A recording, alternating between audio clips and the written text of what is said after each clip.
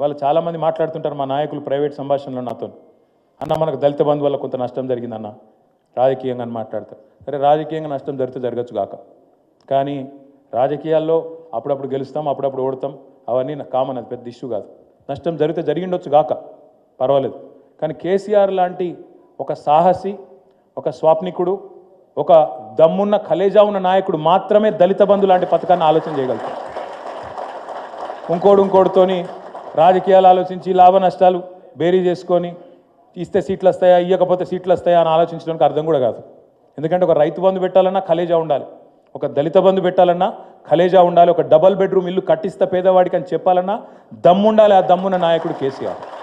సరే, లాభం కొంతమందికే జరగవచ్చు, అందరికీ జరిగింది, మొత్తం రాష్ట్రంలో దళిత సమాజం మొత్తానికి పైసలు అందినాయి నేను అంటలేను, కానీ ఎక్కడనో దగ్గర 1000 మైళ్ళ ప్రయాణం కూడా ఒక్క అడుగుతోనే ప్రారంభం అవుతుంది. మరి ఆ 1000 మైళ్ళ ప్రయాణానికి భారతదేశ స్వాతంత్రానంతరం మొట్టమొదటిసారి ఒక స్వాప్నికుడులాగా ఆలోచించి ఎందుకు దళితులు ధనికులు కావద్దు, ఎందుకు శాశ్వతంగా ఒక తరమే అప్లిఫ్ట్ చేయొద్దు అని ఆలోచించిన నాయకుడు కేసీఆర్ గారు. కాబట్టే నాకు ఇవాళ గర్వంగా అనిపిస్తూ ఉంది.